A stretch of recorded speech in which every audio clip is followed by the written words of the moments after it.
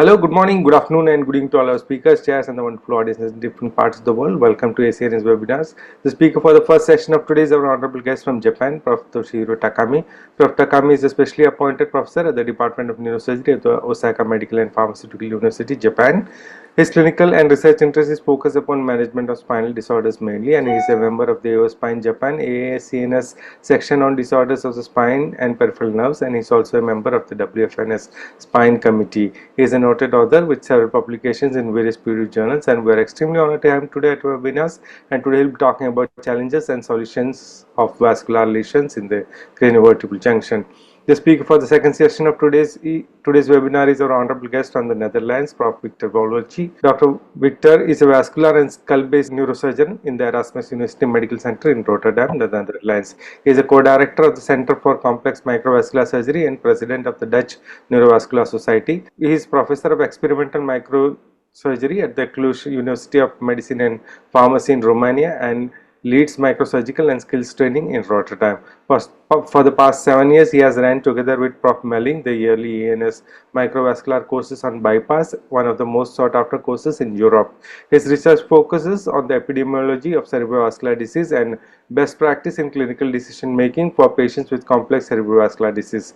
Dr. Victor is a firm believer in the future development of microsurgery, where innovation is important as in current technological hype. We are extremely honored to have him today with us on our webinars, and today we'll be talking about complex microvascular interventions and microsurgical training.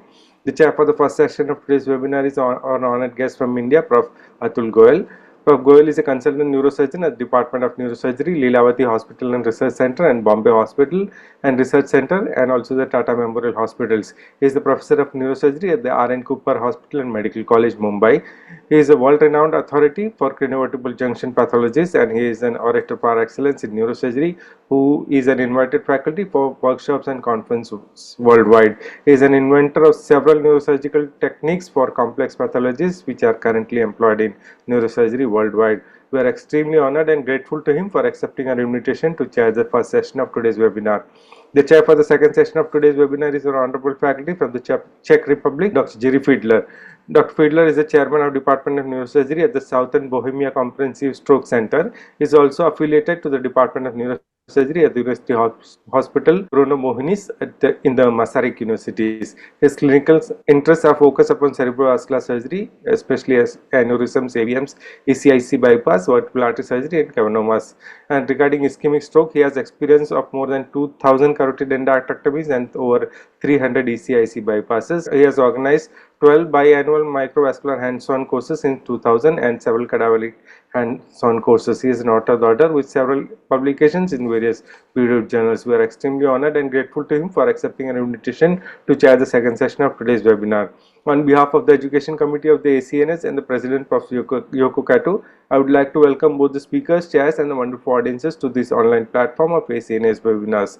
A very warm welcome to our colleagues in China, and we are extremely grateful to Prof. Shubin for broadcasting this webinar on the WeChat channel. Dr. Liubun Singh from Malaysia is my co-host for today. And with that introduction, I would like to hand over this online podium to our first chair, Prof. Atul Goyal. Thank you, Dr. Raja, for that rapid introduction to the whole story today. I'm very happy to see my dear Professor Takami on the screen. I have been watching his progress for at least last 20 years. He was a young resident when I first saw him in Osaka Medical Hospital, and then he became assistant professor and then professor. More than anything else, he has grown in his stature in spine surgery over the years tremendously. And all those who have been following his work know that he is one of the leading spine surgeons of the world today. And I'm very happy and proud.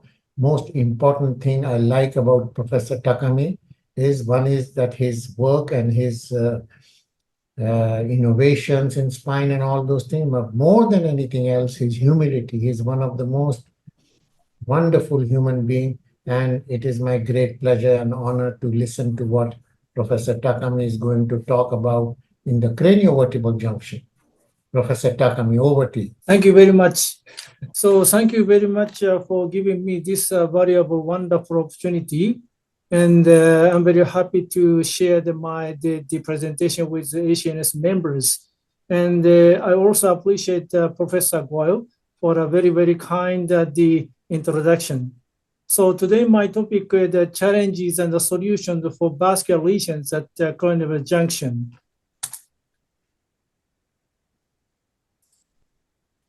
So today I will have just three stories: the cavernous malformations and the hemangioblastoma and abrasions. So these regions are located, of course, spinal cord and the brain and the spinal cord. When we encounter these regions at the coronary junction, the lesions will be much more difficult for surgeon to treat. So I start from the cavernous malformations first. So this is a case of the cavernous malformations, high cervical acute hemorrhage. This 16-year-old female presented with the acute onset of neck pain, and that was very, very severe. And during the ER department, the examination, we saw the deterioration, acute deterioration, the impaired consciousness and the tetraplesis, and muscle motor weakness, the right side of the office, and the left side 3/5. MRI angiography, the venography suggested no abnormal region, but the CT scan simply demonstrated the hemorrhagic lesion at the craniovertebral junction here. So this is the MRI scan that the hemorrhagic lesion located just the dorsal side of the spinal cord, high cervical, but a high signal intensity extend to the lower middle oblongata and extended to the lower, the cervical spinal cord here. And so gathering enhancement studies are no enhancement at all. And we determined to have an emergency surgery because the patient neurological function deteriorated acutely and almost tetraplegia, and the consciousness level is also disturbed. And small craniectomy, midline suboccipital craniectomy, and a C1, C2 laminectomy. So this is just exposure from the dorsal side. This is ICG imaging suggested the vascular lesions. This is compatible with the cavernous malformations. I started from just a small myelotomy at the level of the C2, posterolateral sulcus, and to evacuate the hematoma first because I am very much worried about the high pressure inside. And I needed to have a relax of the spinal cord itself. And the evacuation hematoma little by little. And then I tried to have a dissection, the cavernous malformation. And I started from the caudal area, surface of the cavernous malformation coagulated little by little to find the second pia mater, because I needed to find the beautiful glossus layer. And so this is just a second pia mater I dissected to find the beautiful glossus layer. And the spinal cord parenchyma must be covered by the hemodynamic deposit tissue. And so dissection, the pia mater was continued, the right side and the left side. And now I am trying to dissect it from caudal side. So small feeding artery can be identified and coagulated under the microscope. And finally, I found the beautiful, the spinal cord parenchyma, dorsal surface. And then I tried to have a dissection from rostral side as well. And some of the part was that the covered by the second, the hemodynamic deposit tissue. So never go beyond the hemodynamic deposit tissue because this is a good barrier to protect the neurological function. Just dissect inside this kind of the glossus layer. This is very important. Finally, cavernous malformation removed unblocked fashion. And some of the part was covered hemodynamic deposit tissue, but that is okay. And finally, I try to have ICG angiography just in case.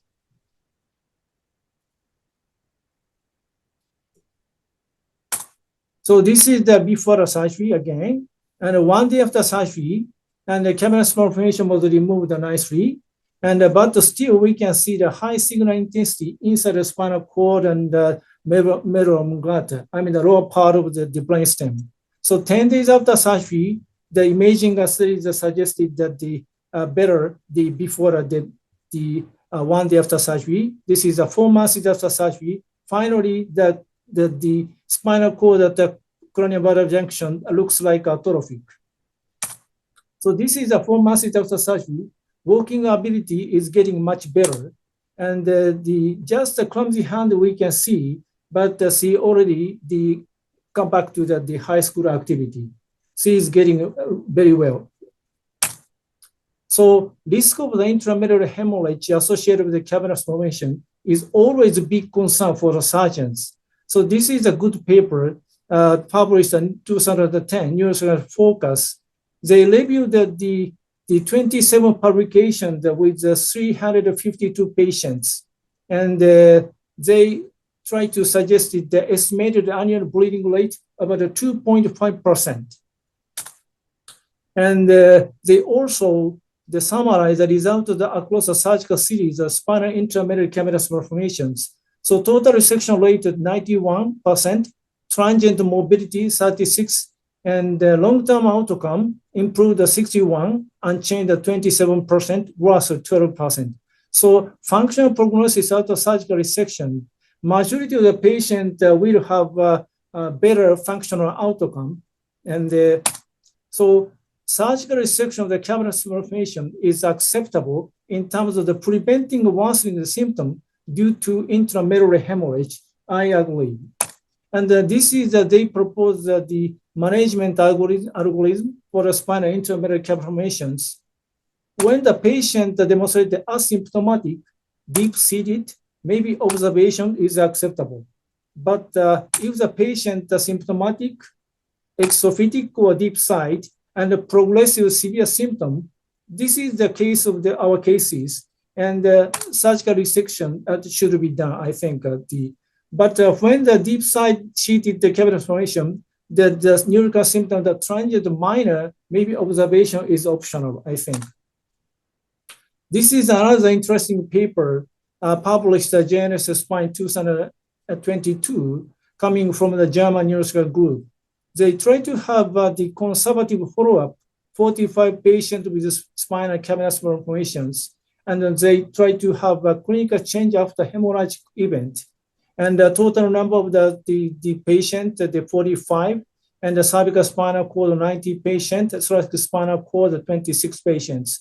So they try to get the number of the intramedullary hemorrhagic events.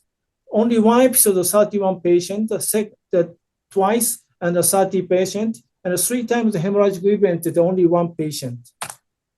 And they suggested the neurological symptoms worsen after each hemorrhagic event, but gradually recover.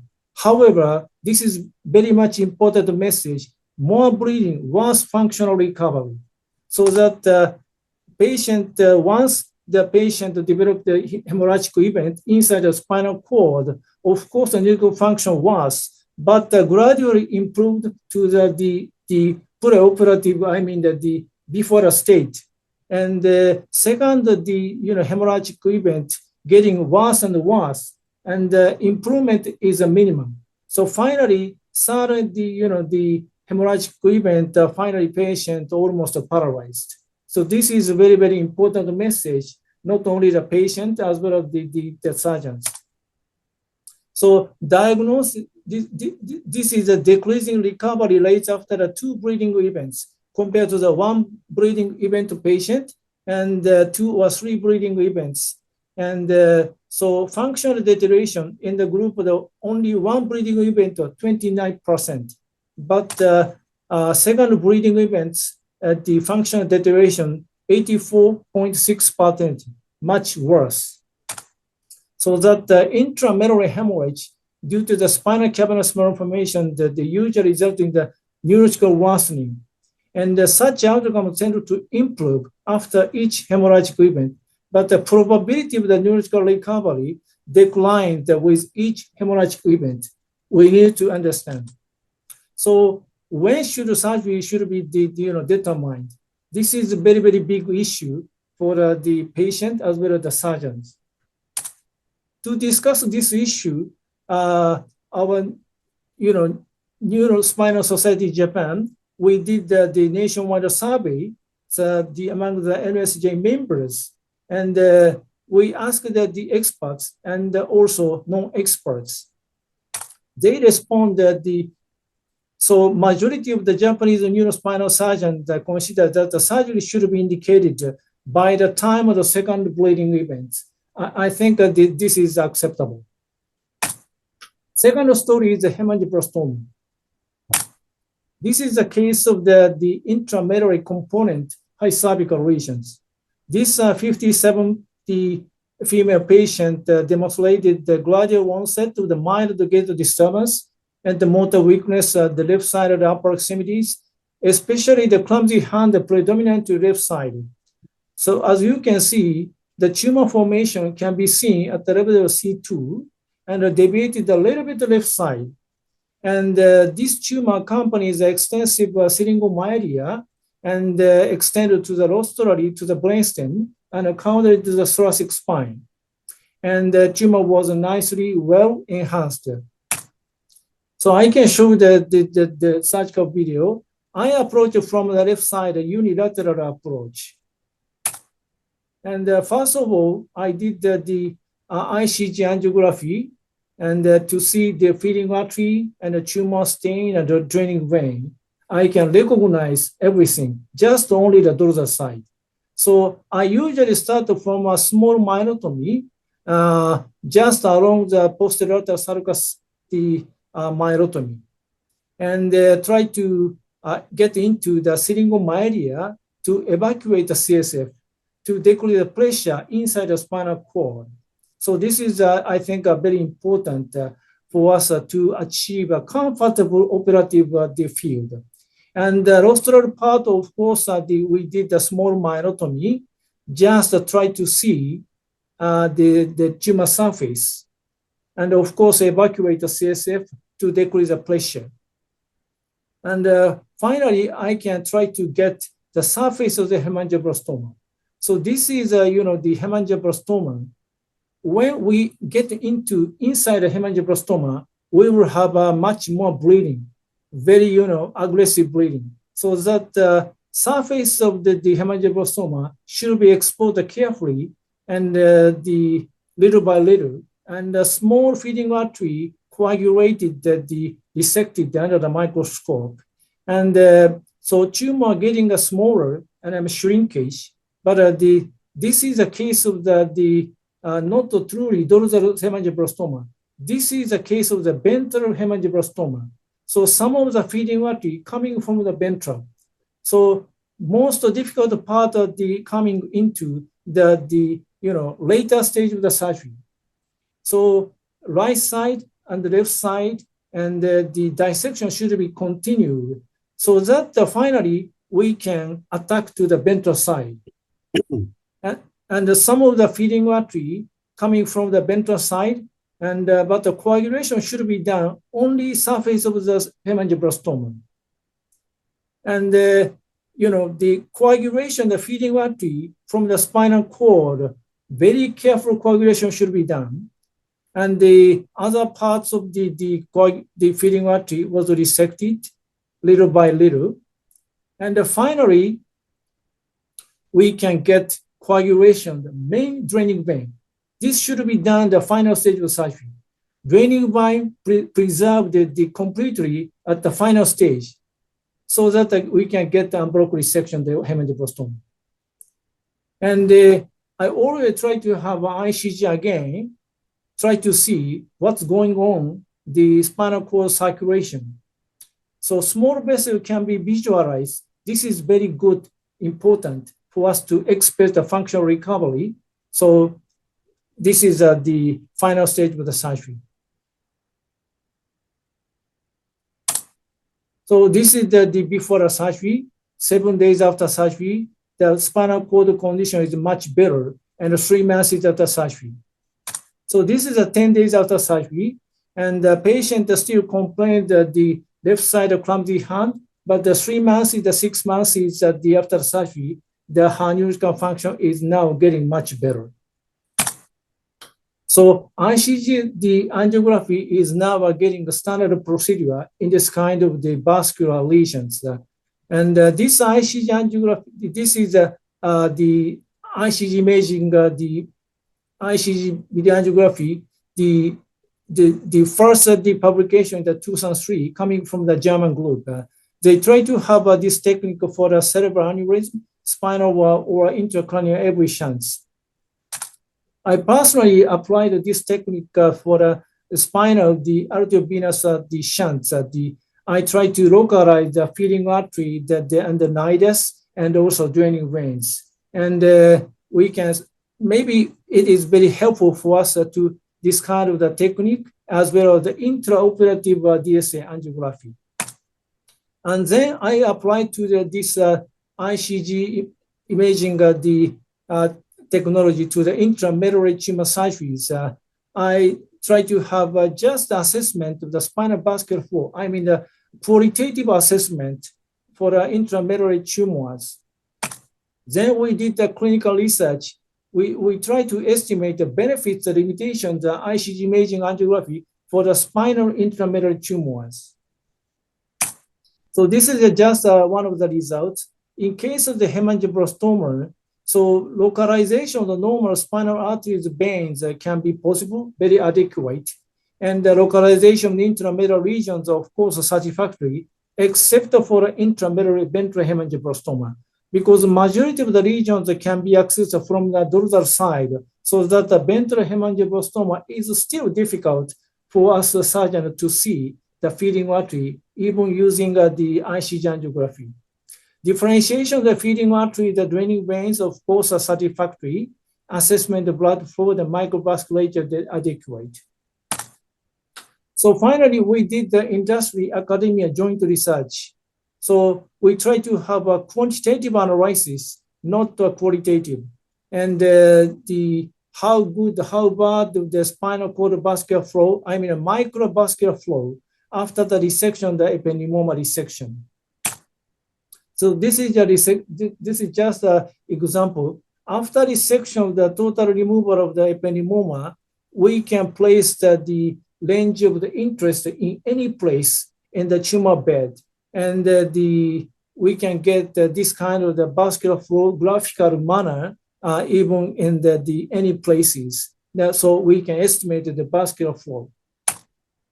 So finally, vascular image guidance using the ICGVA is now getting a standard in the site with the spinal hemangioblastomas, but it may be not easy for surgeon to visualize the feeding artery in case of the hemangioblastomas.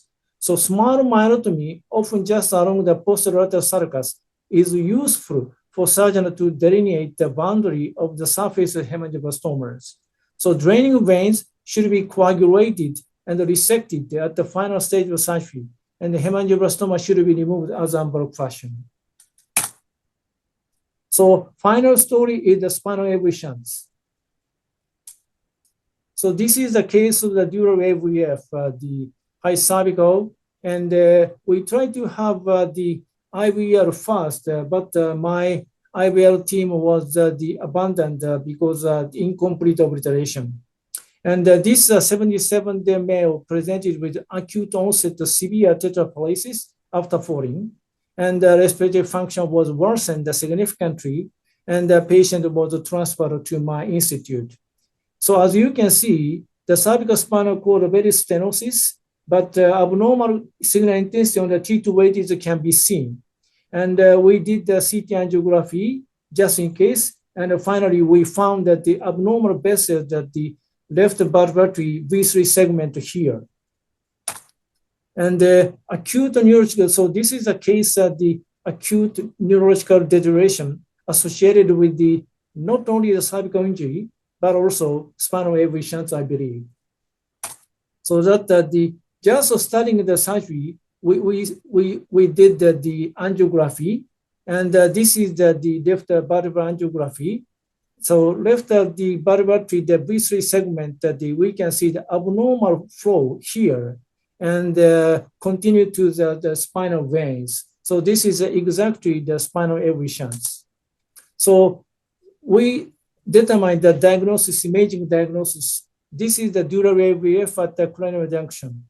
So details of feeding artery is still, difficult for us to determine, cannot be determined on images.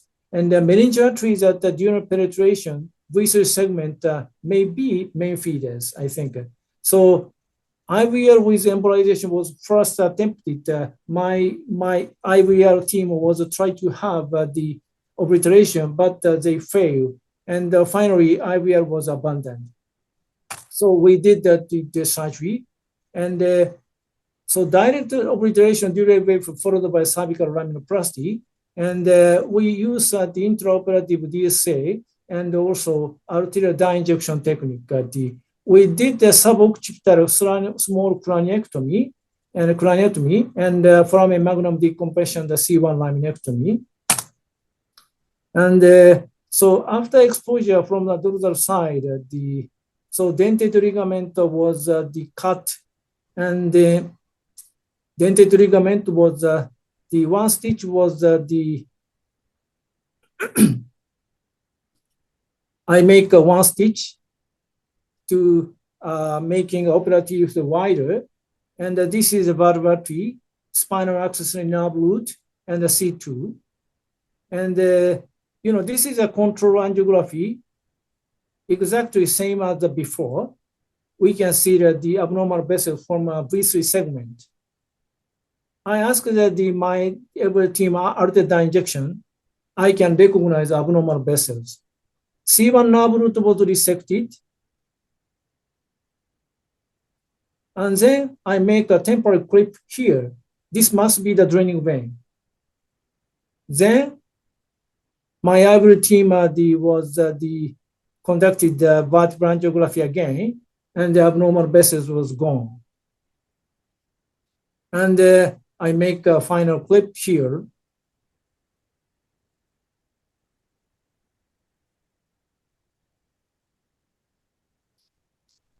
So just in case I am worried about this must be one of the feeding artery, meningeal branches, so that I make a small clip and resect it. So surgery is finished. Of course, after this procedure, we did the laminoplasty. So again, this is the arterial dye injection, and the early phase, we can see the blue color change here, and then late phase, you can see the draining vein was changed in color blue, so that I clipped this draining vein and resected this possibly radicular feeders. So this is the images the after surgery, and abnormal signal intensity was diminished dramatically, and cervical canal was expanded. So treatment option, the spinal AV shunts, we will have the IVR, of course, embolization, and direct surgery. And sometimes we need a combination, direct surgery and IVR. And stereotactic radiation is the final option, maybe, for the spinal glomus or the juvenile, the intramedullary AVM. And but I think it may be important for surgeons not to stick to only one options. So we try to have the retrospective study, single institute 10-year experience. And during the 10-year study period, we experienced 35 cases, spinal AVM and AVF. And treatment principle, endovascular surgery was first considered wherever safely possible. And direct surgery was considered for cases in which endovascular the access to the AV shunt was challenging or not safely possible. And combined treatment was another option. And in result, the IVR was conducted 37 cases, 37%, and the direct surgery, the 49%, and the combination was applied at 40%. So this is another very important review article, expert opinion. And endovascular therapy is a highly effective treatment, extradural AVF, intradural, perimedullary AVF, intramedullary spinal AVM. And important the message, incomplete obliteration, the recurrence rates of the dural AVF are much higher after embolization than after surgical treatment. I agree. And extra intradural combined the big, the intramedullary AVM, a juvenile type, and a conus medullaris AVM. This is much complex type of the AVM, so that they often require combination treatment. The IVR followed by the direct surgery, sometimes the direct surgery followed by the IVR, and sometimes we need a stereotactic radiation. But neurological improvement rates are usually poor. So spinal AV shunts that are difficult to treat with IVR alone are also difficult to treat with the direct surgery. In order to ensure the safe obliteration, it is absolutely necessary for surgeon to make full use of intraoperative images. So this is a summary of my talk.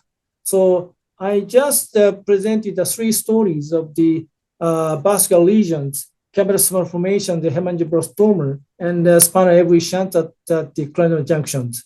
So each case was very, very difficult for me, very challenging case for me.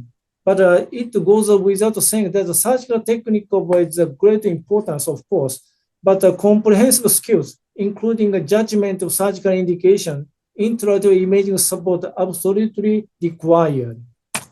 Thank you very much for your kind attention. Thank you.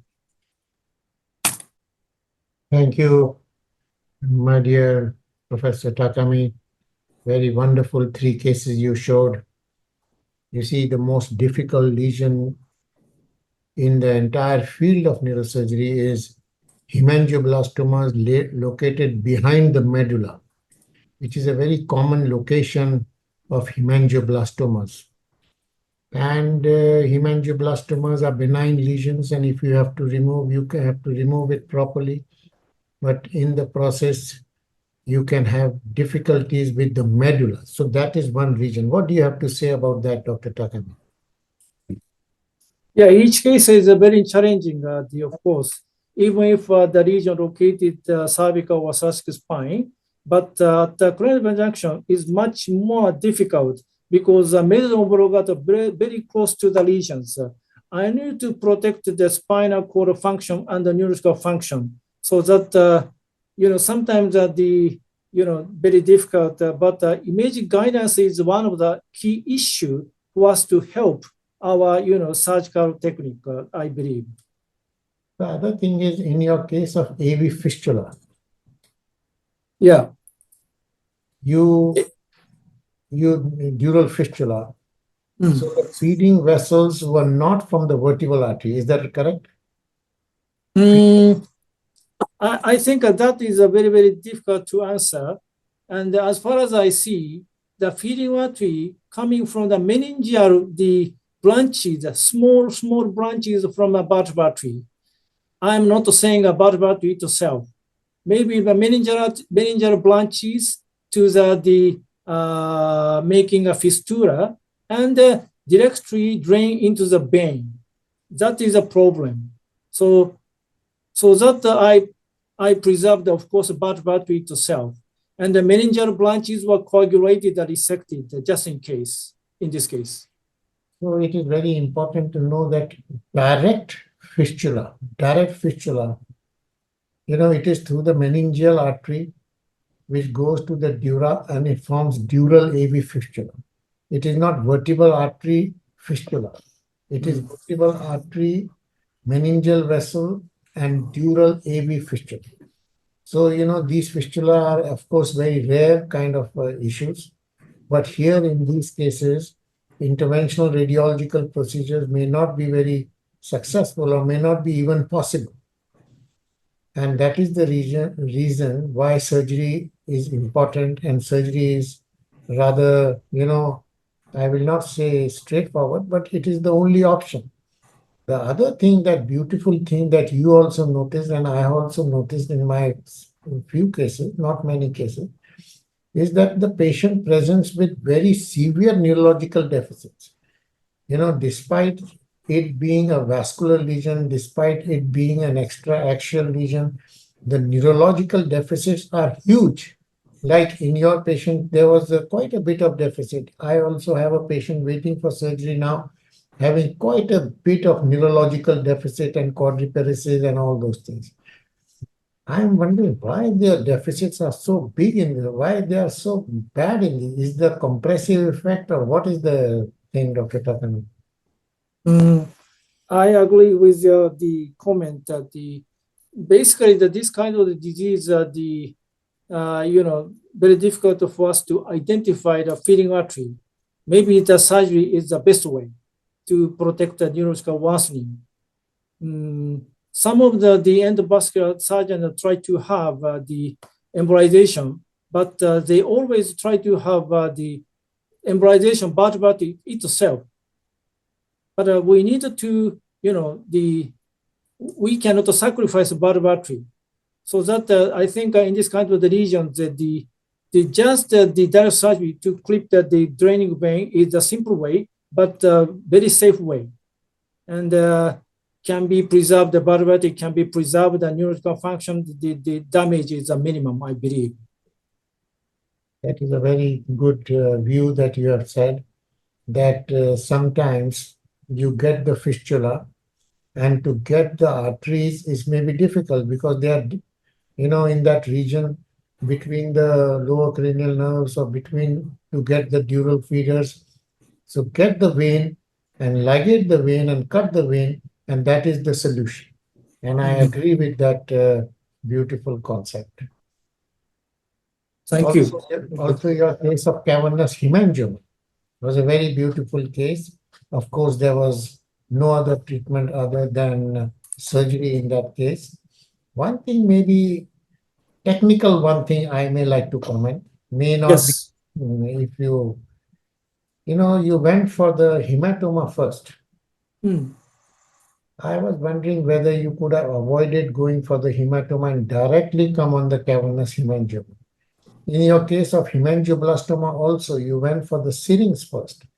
Do you think you could have avoided going to the syrinx and directly come to the hemangioblastoma? If I was doing these cases, I would have probably not evacuated the hematoma. I would not have gone first to the syrinx, because in that process you need some dissection. You need some cutting of the brainstem or cutting of the spinal cord to get to for these essentially lesions which are outside the cord. Do you have any small little comment or? Yeah, thank you very much for a very important comment. Maybe the problem is my technique. I need to have much more satisfactory operative field, and I'm very much worried about the high pressure the spinal cord, so that decrease my anxiety so I always try to have evacuate the CSF the hematoma in such a situation. So maybe my technical problem. In any case, these were three beautiful cases, three very educative cases, rare cases, and benign cases. Surgery is the only answer, and if you are able to do it properly, you give new life, and you give a completely new life to the person. So congratulations on your beautiful cases, Professor Takami, and I will keep watching your work for a long time, okay? Thank you. And best wishes to you, Professor Takami. Thank you very much. Thank you. Thank you very much, Prof. Takami and Prof. Goel, for this wonderful session.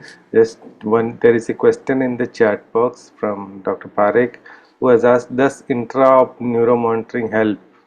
Does it mislead if it shows a drop? Neuromonitoring? Yes, Prof. Yes. I always try to have, very, the good neuro monitoring. I ask the neurophysiologist to have a nice neuro monitoring system. But the first case of the cavernous malformation, I start my surgery midnight so that I cannot take any neurological monitoring at the time. So, so in such a situation, sometimes we don't have any good monitoring, but only the microscopic observation, inspection is the only way for us to have the preservation of the neurological function, protect the spinal cord, the brainstem. So of course, I respect always the neurophysical monitoring, but I do not believe too much. So sometimes we need to have a direct visualization should be done carefully. So this is my concept. Thank you very much. Thank you very much. Yes, Dr. Shahnawaz has raised their hand. One quick question. Shahnawaz. Thank you, Sensei, for the excellent presentation. Just one question regarding the cavernous malformation. As it was exophytic, Sensei has gone for the dissection around the lesion, but it would have been intramedullary. Was there any role of piecemeal excision of the cavernous malformation? Yeah, very good question. The thankfully in this case, my case is the majority of the cavernous formation located superficially, exophytic. But if the cavernous formation located deeply, maybe the as you know the piecemeal resection is another option for us to have a safe resection. But the ideal resection should be done the unbroken resection, similar to the hemangioblastoma. So I think sometimes the difficult piecemeal resection is the one of the options, I believe. Thank you. Thank you, Sensei. Thank you. Dr. Liu, any questions from you? Yeah, thanks, Raja. Thanks, Professor, for a very nice lecture. I have three short questions, Professor. You showed the first case, a patient with a cavernoma that bled intramedullary up to C4 or C5, and you show us that you evacuate the clot up to C2. Is there any safe method to evacuate all the clot, either by endoscopic or by suction, rather than some people may go for laminotomy for decompression while waiting the hematoma to resolve? You think that is there any way that we can improve in terms of evacuation hematoma? My second question, Professor, I saw both cases, cavernoma and hemangioblastoma. Post-operatively, intraoperatively, you need to do a suboccipital craniotomy, C1, C2 laminectomy. And I saw that post-op imaging, there's a change in angulation of C2 and C3. So my question is, what is the role of laminoplasty in those cases, and whether instrumentation should be part of the treatment? Thank you, Professor. Thank you very much. A good question. In the first question, before surgery, I carefully examined the imaging diagnosis. The cavernous formation localized at the craniovertebral junction. The lower part is just a hematoma. Yeah. And I always try to have the endoscopic assistance. Mm-hmm. And the operative scope is the Kinevo, and so Kibo endoscopic assistant can be available very easily. So that in the difficult situation, I always try to have an endoscopic observation, and that is another solution. And the second question is the laminoplasty. As you can see, the cervical curvature is a little bit aggravated, especially the second case. Mm-hmm. And of course, in the second case, I did the unilateral approach because I was very much afraid before surgery, aggravation of cervical curvature. But unfortunately, the patient developed a little bit of kyphosis, but without the symptom. So that I carefully followed up the patient. And maybe laminoplasty is just, I always try to have a tenting to the dura mater. And the cervical laminoplasty is maybe minimal effect to the maintenance of cervical curvature.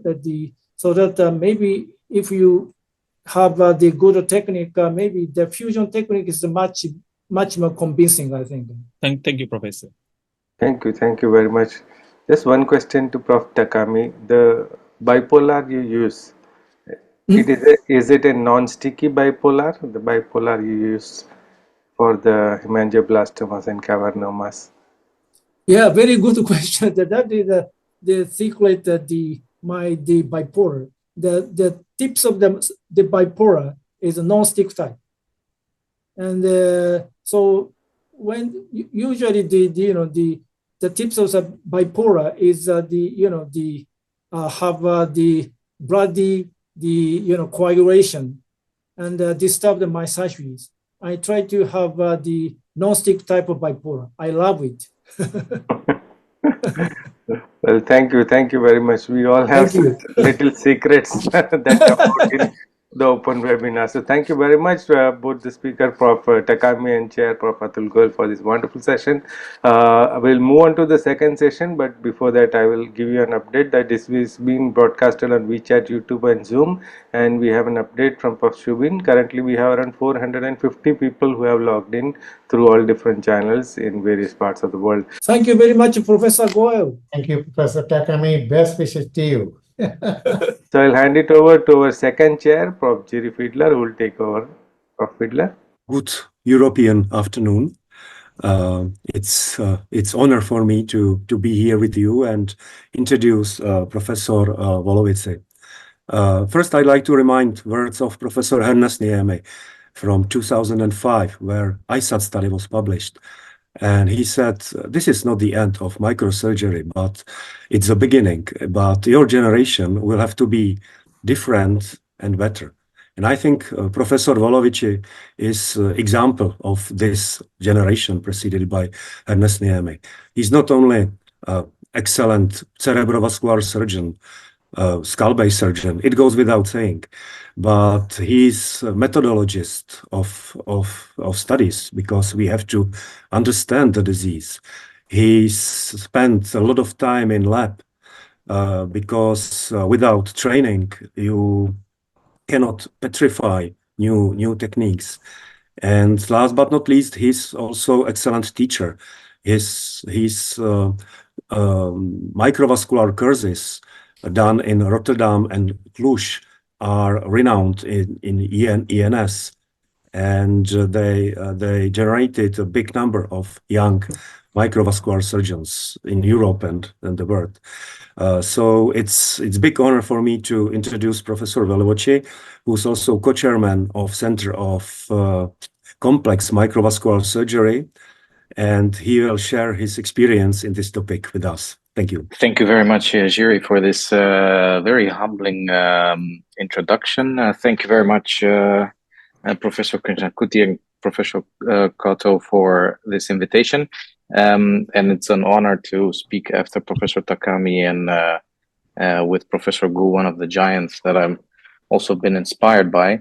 I like the fact that you touched upon you, Ernest Nieme, met him for the first time somewhere in 2009. And I think many of the things that I'm practicing now are also because of meeting so many giants, but also Juha himself. So why this talk on complex microvascular interventions is because I think that as our generations are moving on, the simple, let's say, and the simple subspecialties of neurosurgery are becoming more subtle, more surreptitious. So I'm somewhat of a believer that in the coming years, the subspecialty complex microvascular, complex micro will become something in a couple of centers. And I want to make a plea of why I think this will be the case. Of course, we all know that microsurgery and neurosurgery is as old as microsurgery itself. So when Donnie and Robert Ackland first made their first instruments in the lab, Yashaga was already had already come in touch with the microscope and with these techniques, and as early as 1969, which means as early as microsurgery has been invented, it has already been applied to neurosurgery. So the claim of microsurgery and neurosurgery is as old as microsurgery itself. So when I talk about complex microvascular surgery, I want to touch upon a couple of couple of issues. It means mastery of microsurgical techniques in every case, whether it's a simple sulcal dissection, or as you've beautifully seen in the presentation of Professor Takami, those were of course very complex cases, but you've seen that every layer, there's no rush movements, there's no trying to be as fast as possible. There's just pure technique in everything. A mastery of approaches, whether it's interhemispheric or complex skull base, these approaches should be mastered but should not be overutilized. So there's no more just doing a big skull base approach because we can. No, we need to tailor everything nowadays. A mastery of bypass and vascular reconstruction is absolutely paramount. Even though there is a specific love for bypass that I have, I do believe that there are other lesions that challenge microvascular microsurgical technique more than bypass, but I will get back to that. And keep innovating and improving is essential, and staying humble, because we have much more to learn, even at this point, even if you've seen everything. And because the challenges that will be coming in the future, partly because of the technology, but also partly because of other things, we don't know them, but we need to be ready for them. And just relying on the technology that we have, or just saying, well, everything should be endovascularly treated nowadays, that's a very poor thing, because the innovation in microvascular will need to parallel or be at least as driven as the innovation in other technologies. So I firmly believe that we should do that. And going back to why we should stay humble, is because in the past, my teachers already told me, in the 80s, we were doing ECIC bypass for carotid stenosis once every 3 days. Yeah, that's no longer the case. I think evidence-based medicine has shown us this, but what evidence-based medicine has truly shown us in these cases, the ECIC bypass trial, the COST trial, it has shown us that we don't really understand cerebral hemodynamics, or at least we don't understand them to the point where we can revascularize the brain as we do the heart. Because the logical principle is very simple. You have a stenosis, you bypass it, you bring more blood to the affected area, and you prevent stroke. It's never as simple as that. And I think that one of the things that evidence-based medicine has shown us is not that it's attacking surgery. No, it's that we need to improve and become smarter and understand better. And it's actually just a drive to allow us to understand the brain better, and to also give us the, issues that we face with nowadays. So I don't see it as a challenge to bypass surgery, for instance. I see it as a challenge to understand the brain better. And let's not forget that even in terms of the surgical results of the COS, there's still much improvement. The duration of MCA occlusion was on average 45 minutes, which is definitely something that should have been much better in the trial. But that's not something that I will linger on. The only thing I will linger on is that training never stops.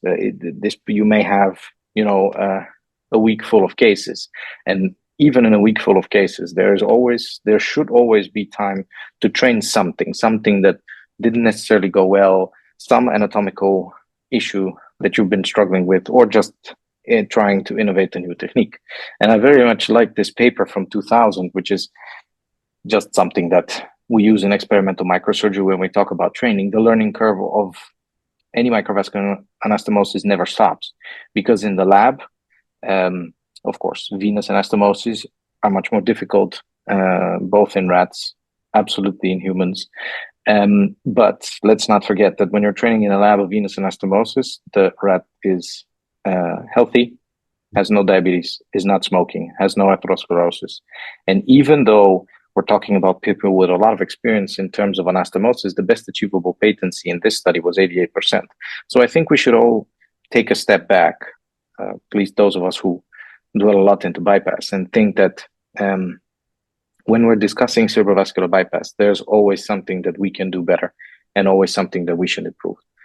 So there's this flower petal model that we've published and that we use in training oftentimes. So it perfectly, this is a 16x magnification of a very small flower petal with a 10-0 suture. So you can see that it differentiates as well between a beginner and expert. So you have all kinds of models that we also use in the courses.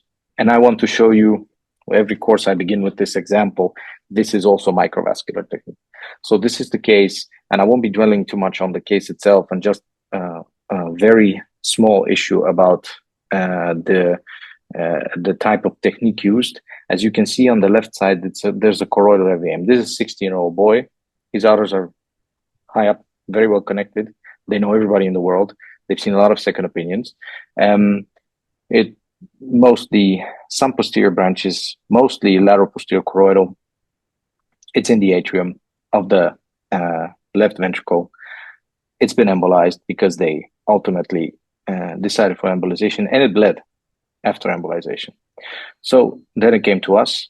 Just a little note on Rotterdam. When it comes to microvascular technique, we always have 2 experienced staff neurosurgeons working on any case. There are 2 reasons for that. It doesn't really matter who did the case. It doesn't matter if it's not about the numbers, or it's about making the best decisions intraoperatively.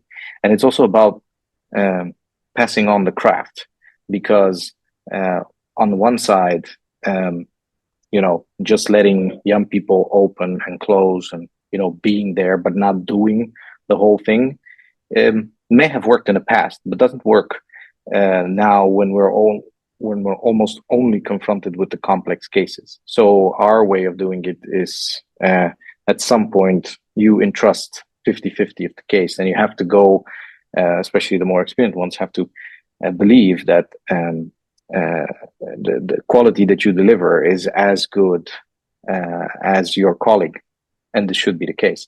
So we always invest a lot of time into talking to these patients and getting them through, but also in surgery we always have a team of 2 so that the craft gets passed on, so that you don't get into a situation where somebody has a lot of experience but is retiring in 5 years. He hasn't really passed on the craft, so that somebody has to start from scratch.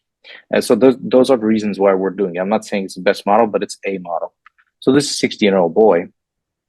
And what we also do in all AVM surgeries or dual IVFs is we operate in a hybrid room. So the good thing about hybrid OR is that we have intraop angio. The bad thing about the hybrid OR is I'm not very tall. So, but the table is made for vascular surgeons who do aortic surgery or whatever. So it doesn't go very low, which means that we need to do this microsurgery standing. And I like to sit. That's my preference. But all of the AVM surgery has to be done standing. Now, training to do microsurgery at the same level standing is a whole different type of training. So everything that you will see in terms of AVMs are done standing, and everything that you see in terms of bypass and aneurysms are done sitting, because it's just the way things are. We can't do anything about it. So this 16-year-old patient, you see, this is the intraparietal sulcus. So one of the issues here was that we had to go through, as they said, 5 centimeters of healthy brain. But if you understand sulcal anatomy, you go through the intraparietal sulcus, then you spare 3 centimeters of brain. But it's not just about getting through the sulcus and then leaving a large DWI lesion. It's about applying the finest microsurgical technique. Yes, of course, we have all kinds of expensive arachnoid knives, but a 23G needle does this job sometimes even better than the most expensive arachnoid knives. And when it comes to opening the sulcus, you will see that some people say that they opened the sulcus but only went 1 centimeter depth. You need to open the sulcus, if you open the sulcus, all the way until you see the M4 branch on the inferior side, and then decide which of these places is best to do a corticotomy. That would be right there.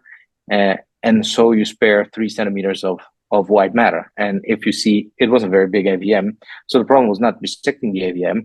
The problem was the white matter abnormality that you would have caused here. So you see, we always do MRI postoperatively and look at a T2 abnormality in DWI, and of course neuropsychological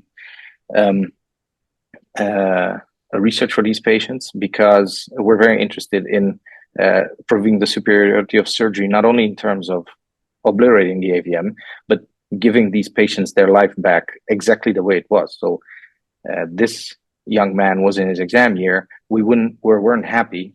Fortunately, it's now almost a year down the line. He's passed his exams. We wouldn't have been happy unless he would have gotten into university as is expected. So you see, there's a very tiny abnormality. There are no retractors used in this case, and just a very tiny white matter hyperintensity at the level of the ependyma. I think Professor Touros said in one of those webinars, 7 Tesla MRI will not forgive neurosurgeons. That's the kind of challenge that my generation's battling with.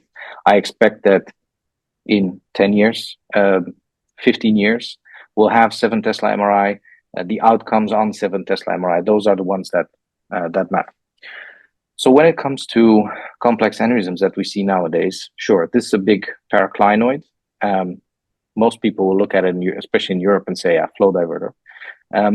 But it's not that. But it's not really necessarily that easy, because when we think about it, this was a 45-year-old lady, and she had vision loss, and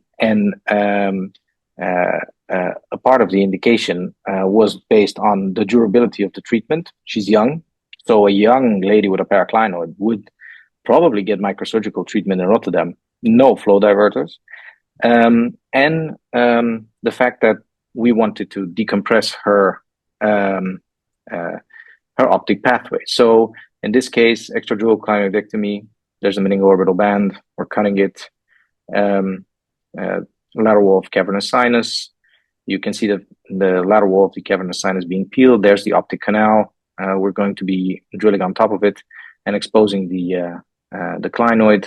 There's a clinoid being dissected from its surroundings, and the tip can be removed. So now when we open the dura, we don't make C-shaped incisions anymore. Professor Ali Krisht gives a yearly skull-based course that we run together with my colleague Ruben Dammer. So we're very much influenced by his teachings. So you'll probably see a lot of Little Rock influence in the way we do things. There's the optic nerve. You can see the aneurysm pushing on it. We're doing proximal sylvian split. You can see the aneurysm. You can see the calcified carotid. And one of the issues is this cleaning off the ring off the carotid. You can see the ophthalmic takeoff. In the clinoidal segment of the carotid, we tried to get proximal control. The only problem was the segment was completely calcified. So here's the patient also had another PCOM aneurysm that we excluded from circulation directly. So now we were left with the issue of where do we put proximal control. This is of course a big aneurysm. So we much rather have proximal control, especially for reducing flow. So one of the issues is this is the wall of the cavernous sinus. You can see the trochlear running, and right underneath it is Parkinson's triangle. So what we did is we opened Parkinson's triangle. You can see it there. You'll come the ascending segment of the carotid after cleaning off the 2 ligaments, and then we can get proximal control there, and we can close off the rest of the arteries, and there's the final stage of the clipping. She recovered her visual function completely, and she had no other deficit. So one of the issues of microsurgery is thinking about these cases. Here's another case that was sent to us. This lady was on vacation. She had headache. She got an MRI. She's 45. She got an MRI there, and she was told by a practitioner in that country, you have a deadly disease, and you cannot fly. It needs to be treated. Unfortunately, they put a flow diverter in it, right-sided MCA bifurcation. They put a flow diverter in it, and 6 months later, she came to us for follow-up. First follow-up was good in that particular country. Follow-up looked like this. So growing, thrombosed. One of the M2 branches was closed off, the frontal one, and she was having TIA-like symptoms. So now, from what would have been a easier surgery in this case, she was 51, sorry. Now, so you see right after flow diversion was a little smaller. 6 months later, exploded, but it also has a flow diverter inside too. So this surgery is going to be at least 4 times more difficult than the first surgery. So you can see the aneurysm that's being remodeled, preserving the sylvian vein that was completely attached to it.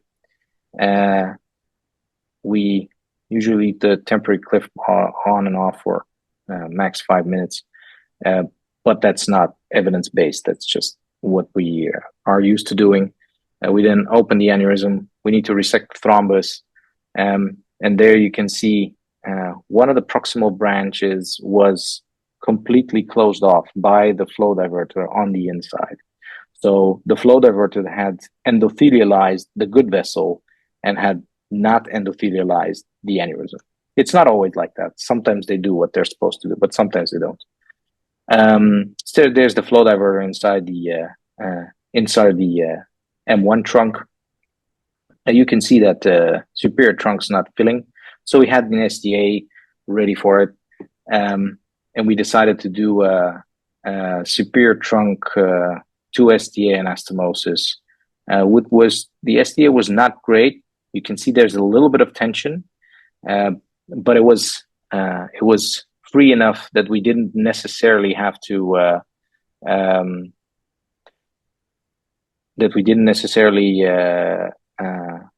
have problems with the amount of tension that was on the conduit. You can see that it's now flowing well. The IC green was good, and she's now completely recovered. No TIAs, nothing. But this is one of the examples where the flow diverter was very poorly indicated. Sometimes I do skull base, as Professor Fiedler said, and sometimes you're up for surprises. Like in this case, the radiologist said, well, this is a clinoidal meningioma, and it was compressing the optic nerve. She had vision loss, so we needed to indicate her. But there's this irregularity on the carotid on the backside that we don't know what it is. Now, the thing was, this grew through the proximal ring, so I was already ready to clean the ring and get proximal control in the clinoidal segment. So not a very big opening, peeling off the cavernous sinus, a lateral wall. You can see that I'm drilling over the optic here. Remove the clinoid, just a little bit of coagulation. You can see that it's growing through the proximal ring. I'm cleaning off the proximal ring so that I can also get proximal control. I wasn't really sure that I was going to have an aneurysm, but if that would have been an aneurysm, then I would have been ready. You can see that the carotid always has this nice membrane in the carotid cave, and there it is. There's the aneurysm. It had a very thin layer on top. This is getting proximal control in the clinoidal segment. You can see the ophthalmic, which has been pushed up by the meningioma, and now we can clip the aneurysm, which didn't look very well, especially on the topmost side. It looked very thin. This is the IC green, and in this case was a giant MC aneurysm presented with for a very long time neurocognitive symptoms, and at some point a hemiparesis because of the mass effect. But the neurologist had failed to see in the patient history that he was suffering from left-sided TIAs, a kind of limb-shaking TIAs, like a true cerebrovascular insufficiency for the past months. So when they did this angiogram, they said, well, the M1's occluded. This is almost completely thrombosed. We can do a flow diverter, etc. But they forgot that one of the main issues that the patient had, aside from the mass effect, was also the fact that he had cerebrovascular insufficiency. So he needed a bypass, and not because you had to trap this aneurysm, but because he was suffering from the vertebrovascular, the cerebrovascular insufficiency. So harvesting the STA, you can see it in the middle. Jameson scissors, here the 2 branches. We measured the cut flow and decided that that one branch would provide sufficient cut flow, about 65 cc's a minute. You can see what we do is also sometimes similar to Professor Takami. We've never published it yet, but we're looking at the delay between the quantitative delay between the arterial capillary venous phase and its improvement after bypass. If there's no improvement, then very often the bypass will either occlude or it wasn't necessary. You can see we chose a nice M3 branch. I was to put the 2 corner stitches first, and after that the clock runs. And as I was telling you about the cost trial, of course, the Japanese times are, I believe, 11 to 12 minutes. On average, this took 14. No Japanese times yet, but working hard towards them. I do believe, of course, if you think of Bing Su's practice, 6 minutes is also feasible. I've always said in the lab that should be possible, but the amount of work that requires and the amount of training in the lab and the amount of diligence is quite substantial. And there are people that need to have this in their blood and really want to do this in order to achieve that. Sorry about that. And then once the bypass in situ, we see the M1 completely calcified. We see the aneurysm dome there completely calcified. So we decide to debulk it. And I've seen him at the 6 months control. You can see very minimal T2 abnormality on the temporal. And you can see here on the right side, there's the bypass coming in to the M3 branch, and he's doing well. He has no symptoms, and he feels like his life has been given back to him. This one is a typical case of why we still need to have a very good relationship with our endovascular colleagues, which we do. We are a very tight group.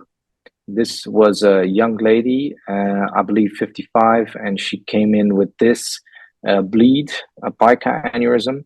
It was very distal. You can see it's just on the tonsil, on the half of the tonsil.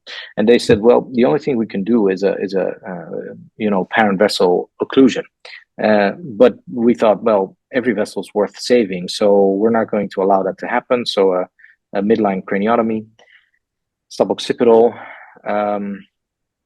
opening the arachnoid, cleaning out a little bit of the blood, following up the pica, there it is, going all the way to the aneurysm. Of course, it's dissection, so it'll bleed immediately, getting a little bit of control of it, and looking at the vessels, the branches.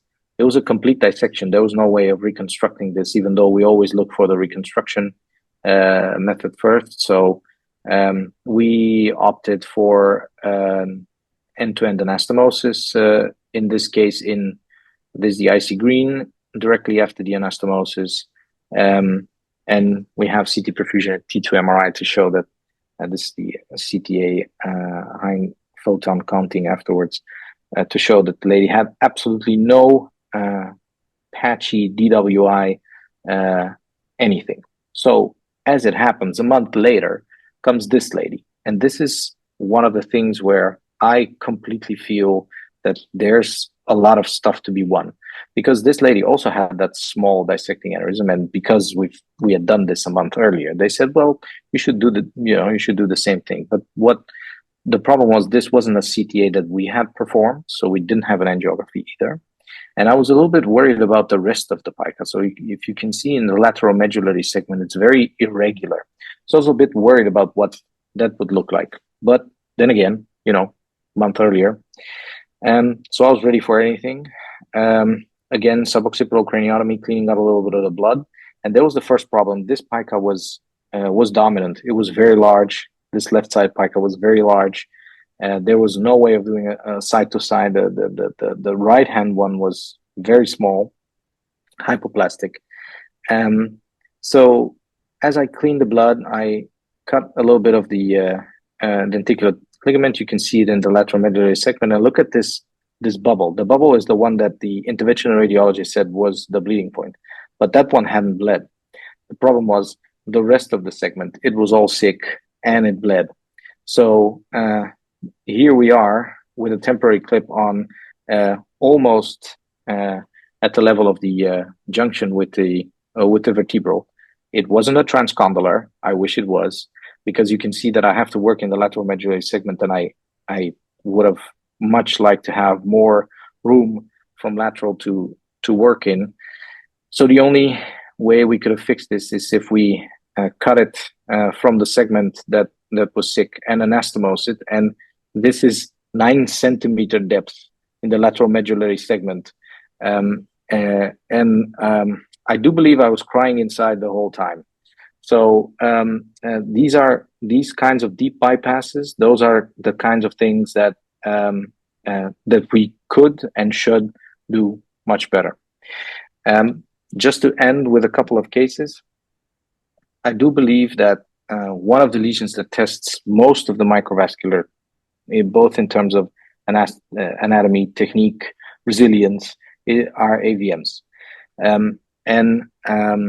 I very much agree with what Professor Gu said in one of these webinars, that there's no such thing as saying you're doing AVM surgery when you do 2 or 3 a year.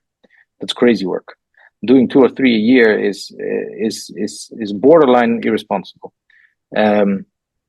We firmly believe that these are exactly the type of lesions that should be centralized to places that have a lot of experience in them, because they're so dynamic, multifaceted, challenging, that there's no way that kind of experience is ever going to be built up sufficiently if you only see them a couple of times every year. And it tests everything. It tests how you carry yourself with vessels, the amount of arachnoid dissection that you're capable of, the parenchymal phase, anatomical knowledge, intraparenchymal knowledge, you call it, hemodynamics, everything. So this is the typical case of an unruptured 53-year-old. Now, there's obviously a lot of things that I have to say about Aruba methodologically. One of our comments on it has been published in Stroke. So I invite you to read it.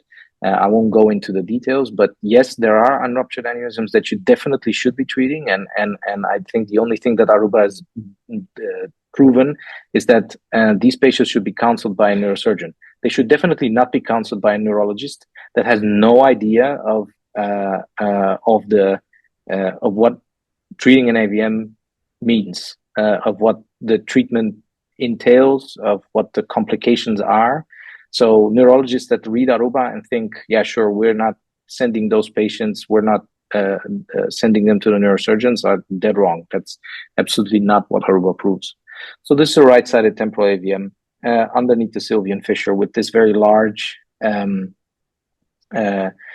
feeder that's coming from the MCA, a hypertrophic MCA. And one of the things that the more of this surgery that you do, maximum magnification. The only problem with the Kynevo is it only goes up to 16x. So where Metaka doesn't have a very strong presence in Europe yet, but I think every time we do this surgery, we say to each other, why don't we have an MM90? Because also a thing for our generation, routinely operating on 30 or 40x will definitely be something that will be in the future. So the first phase of this AVM is sulcal and arachnoid dissection, and that goes on for a very long time until you've defined every border. Because one of the observations that we have is, one, you shouldn't be afraid of the draining vein, or you should if your experience is low. But if you're experienced with vessels, you shouldn't be afraid of the draining vein, because if you compare it, for instance, to a normal Sylvian vein, it's thicker. It can handle a little bit more manipulation. But on the other hand, if you're trying to be a fast surgeon, efficient surgeon, then you're going to be rupturing it more than once, which is quite a bad event. So it definitely tests your skills in that respect. And in the parenchymal phase, the place where the nidus is located does not have function in brain usually, because of the fact there's no pile vasculature, that there's no way for the brain to have put in some function in that place. But right at the edge of the nidus, that's where functional issues come in. So this is the big hypertrophic MCA that we're looking at. But the first thing that we noticed is, look at this. It looked like a big feeder that you can just coagulate it and it's gone, but it's actually going further. Even though the interventional radiologist that works with us said, no, this ends in the nidus. We had a 3D reconstruction that we always look at, but now at this point we're saying, no, this gives en passant vessels. So because it's going on, we said, okay, so this is for a large part a normal temporal-occipital M4 branch, hypertrophic. So now our strategy changed from a strategy of just taking out this very big feeder and having a pleasant time at the NEA, with slowly getting all of the other feeders out of the way and treating them like an en passant vessel. So you can see we're getting into the parenchymal phase at this point, just at the edge of the nidus. And you'll see at some point, we're just going to make sure that the whole M4 branch gets out of the way and we can dissect further. So this is between this AVM had 2 draining veins. We can, because we've devascularized some of the nidus, we can coagulate one of the draining veins. The big one, is still inside. So you can see we've completely detached this M4 branch, and here's the rest of the nidus being dissected, and it had a little bit of oozing from hypertrophic choroidal feeders. And the funny thing about it is, this is the intraop angio. You can see that the patient still has its Mayfield pin, and look at the hypertrophic branch. Now all of a sudden it's going to the temporal-occipital side. So I remember that when the interventional radiologist did this intraop angio, said, whoa, that end branch is now, continues on. What weird. So we said, yeah, well, if you embolize this thing, and you say, well, that big feeder, I can embolize that. It has a steal phenomenon in the angiography, but you can't tell me that that part doesn't go to brain that would have otherwise been vascular. I think you would have made an infarction. So those are also some of the things that you see in surgery that you wouldn't see if you say, well, it's a big feeder, it ends in the nidus, you can embolize that. So look at T2. We operate this patient on Thursday, as we always do with AVMs, always on a Thursday, because we can't get the hybrid OR otherwise. And he went home on Sunday. And this is DT2. And this is a different case. This guy had a tinnitus and a bit of trigeminal hypoesthesia. And you can see this very fine trigeminal AVM. Some branches from posterior, some branches from SCA. You can see it on the left side. And well, when people look at this, will probably say, well, retro-sig. But if you do a retro-sigma in this one, then the first thing you will be coming across, that we saw that on the 3D, is the draining vein. So this is also in case of a very complex microvascular case. What do? So we opted for pretemporal, not necessarily transcavernous. We did remove the clinoid, but just because we like to define where V1's running. And unless the AVMs drain in the sphenoparietal sinus, then you won't have any trouble with too much arterial bloods. Here's the optic nerve being unroofed. You can see the optic nerve there. The small rongeurs, I hope Takayama is going to make some better ones. Here's the middle fossa being exposed. The V3 and GSPN are being dissected right now. We're at the level of the apex of the petrous bone, and we knew in this case we didn't have to do a full calase, a full anterior petrosectomy. we just needed a very tiny bit of the apex to be gone. So now you can see that we've opened Meckel's cave. You can see that we're dividing the tent, and we're already seeing the small vessels of the nidus. You can see the arachnoid phase in this case. You can also see the draining vein. You can also see the advantage of this approach, because look at the amount of space we have compared to a retrosigmoid approach. So we can see everything from pons, all these small vessels that are coming through the tiny vessels of the trigeminal nerve in this case. So we did in this case, as Michael Lawton says, an insider resection. We just disconnected every vessel and left the nidus in place.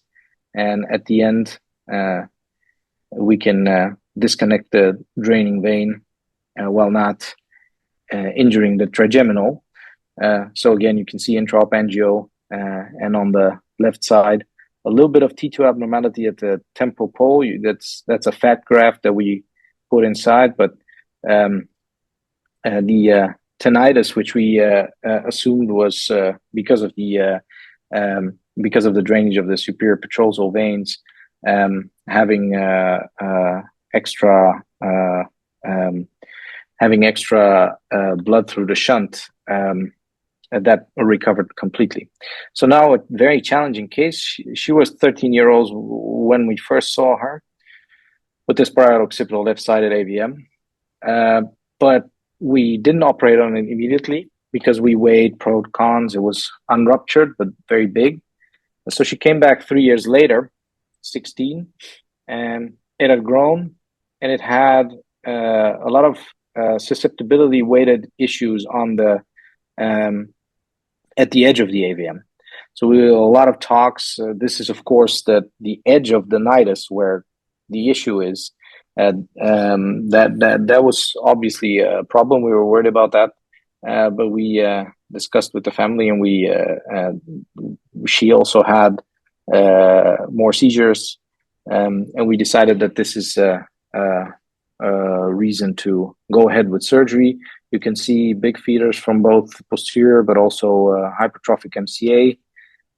So again, everything begins with a good arachnoid dissection, which takes up for as long as it takes, dissecting along the draining veins, just trying to understand the complex anatomy of the nidus and of the vessels, and also identifying the feeders as they enter the nidus. And as you've seen in the very first case, we want to see if one of those feeders that if the angiography isn't misleading us, which shouldn't be the case because some people operate on AVMs without angiography. But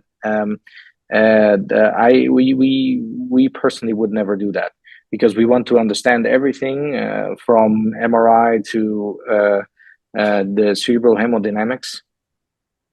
And as I said, sometimes you have to approach some of these big feeders, even though they're running underneath the draining vein, and being comfortable with dissection in these kinds of areas where every movement can make your surgery, from delicate microvascular dissection to complete pain and a lot of issues, is why I personally think that AVMs are one of the more difficult and perhaps even more complex lesions than bypass. Of course, deep bypass is very difficult, but dealing with a highly complex and high flow AVM as this one is also quite challenging, and perhaps even more difficult than a very difficult bypass. You can see the white matter feeders as we're conically, so we're like conus. There's the ventricle to get the choroidal feeders, and we only ever, in the cases of large AVMs, sometimes towards the end, enlist the help of a retractor, and that's why it's two of us, because the guy doing the retracting should be at least as experienced as the guy doing the resection, because too little, too much traction can both lead to a very bad outcome. So you can see intraop angio, the big feeder. Despite the very good T2 abnormality, she still had some aphasia. It's fortunately recovering. She had intensive neuro rehab. We're now 4 months along the line. And the neurologist and the neuro rehab hope that she'll make a complete recovery. But this was high risk because the edge of the AVM was just where all the most important left-sided problematic fibers run. So we were very much worried about that issue.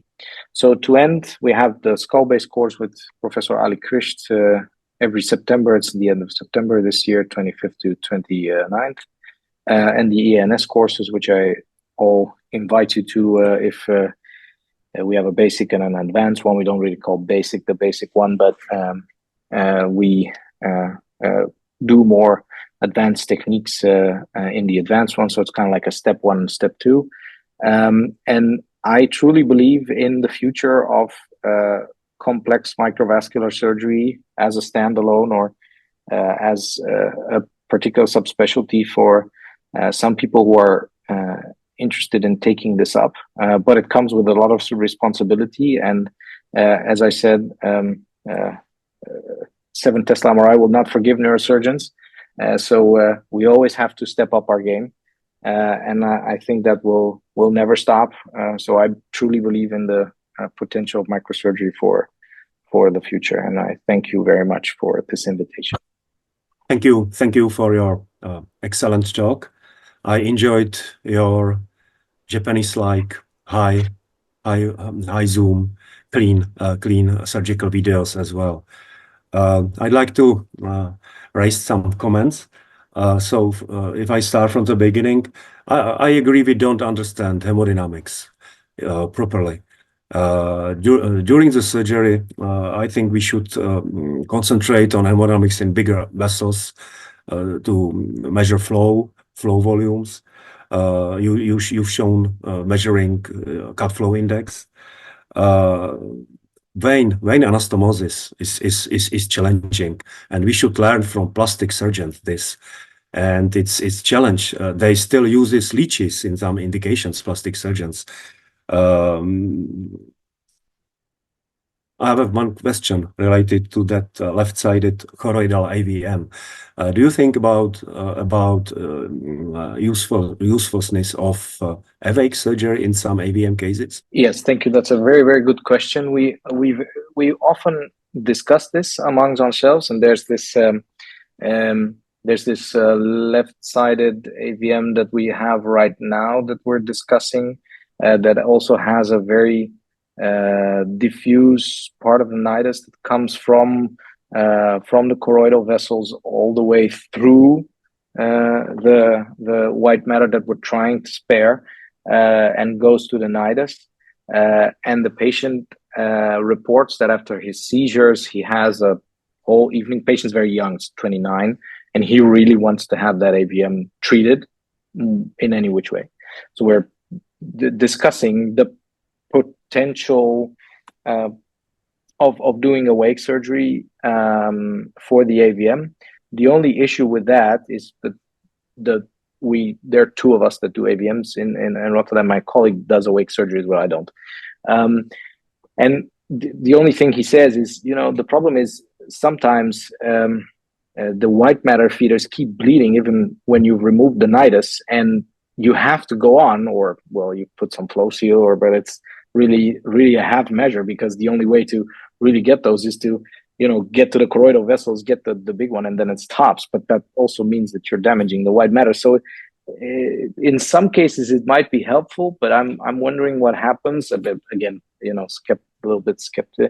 I wonder what happens when you have those bleeders that don't stop, and what are you going to do about them? You're going to accept that maybe there's that you leave a little bit of that diffuse in situ, or when you have speech problems when you stimulate that area. So I think there's maybe some indications for it that we haven't found out yet, but I'm definitely open for for those who do awake to maybe come up and tell us something about it. But I'm not sure. I'm not sure yet. Yeah, thank you. You mentioned standing microvascular surgery, so I think it's technology issue. Of course it's good challenge to train microvascular surgery standing. On the other hand, we need new type of armchair with let's say robotic handrest for this kind of surgery. And I think technology issue is very important. By the way, we were the first center in Europe with Mitaka, and so we should work with instruments. Suction irrigation still problem in Europe. So technology.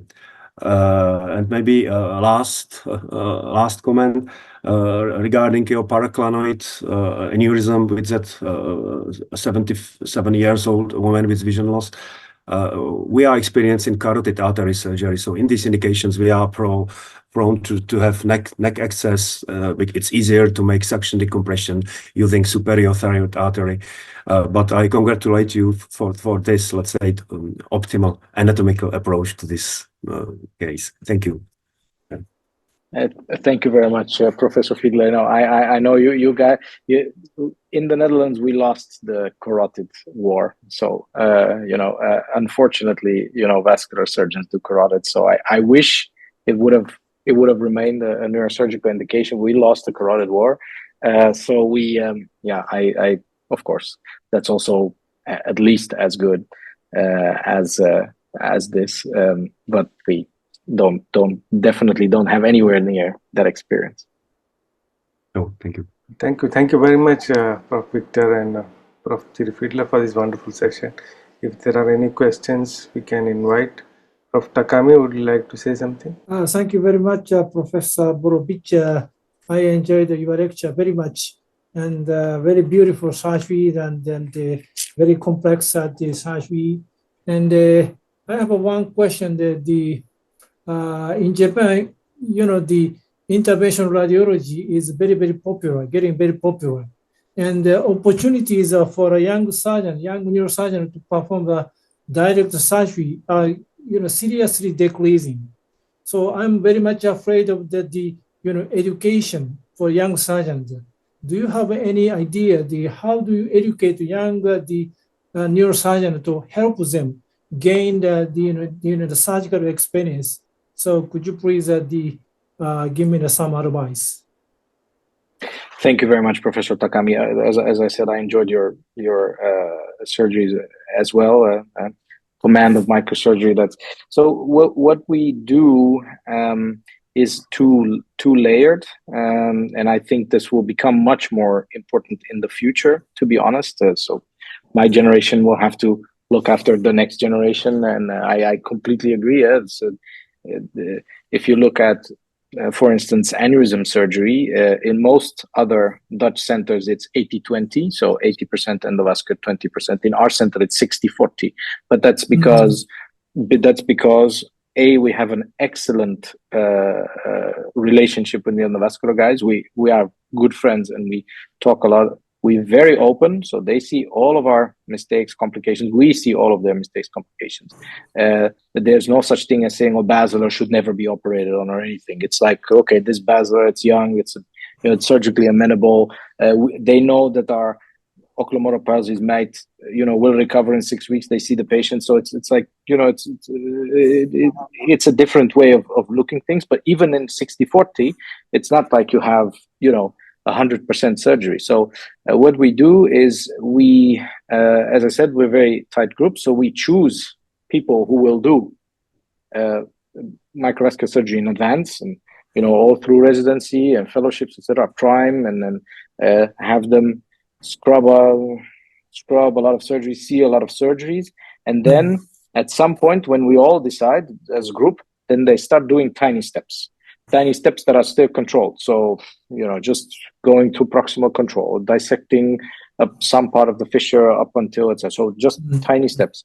And my vision for the future is that we, maybe not necessarily worldwide, but at least in Europe or in the US, or at least in some centers we unite with centers that can offer hands-on fellowships and that still do a considerable volume of cases, so that people can travel and have in every center at least, because if somebody wants to learn extradural clinoidectomy, we'd always do the same steps, and we do it so often that there's always room. And then we have 45 minutes teaching. So then now you drill the lateral orbital wall, you take off the meningoorbital band, or you try to dissect the lateral, the cavernous lens. It's all very clear steps. The experts are always there to say, well, you should cut there or there. Always there to take over if one issue goes wrong, and if the time's up, then the surgery has to continue because there's a finite time. So if we have more of these centers and we unite, then we can keep the craft alive. But it's very, very important that we do unite for the future. Thank you. Thank you. Yes, Dr. Ben has joined us from Hong Kong. Ben? Yes, and first of all, thank you for your lecture and a really inspiring talk and with beautiful dissections. So I have one question that in mind that I would like to ask from your experience. From your experience in those paraclinoid aneurysm, so how often do you encounter them with visual disturbances? So how would you compare the visual outcome in the open surgical group versus endovascular group in your center?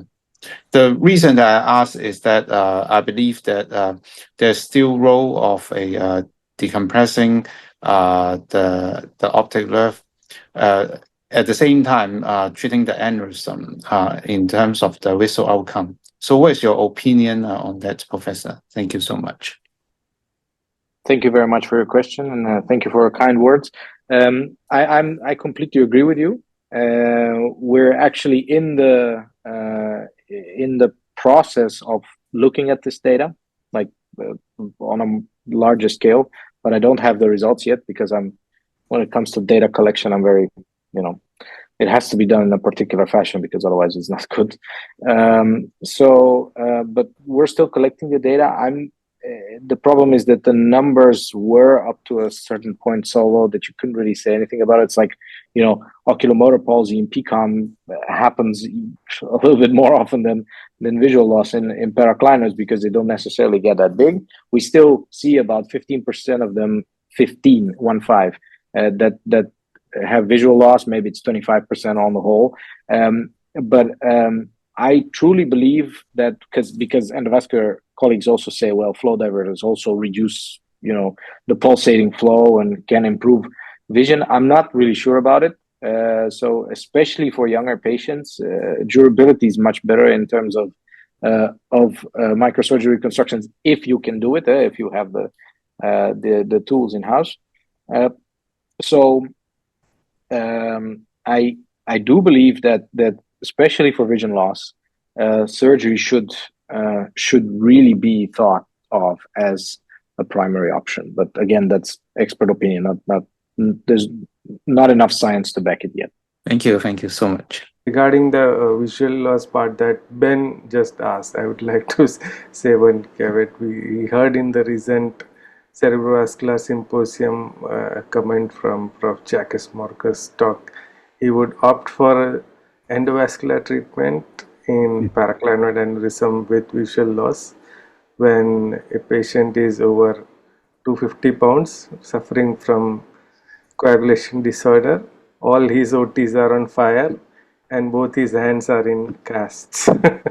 So that is one interesting comment I heard from Prof. Marcos. Well, Prof. Abhidasha was just here. Prof. Abhidasha, any comments from you? I didn't hear the last question actually, Raja, but I saw both the presentations and they were really fantastic. I think very good vascular work. and I really enjoyed the presentation. I didn't hear. It was about vision loss and paraclinoid aneurysm, Yes, yes, right?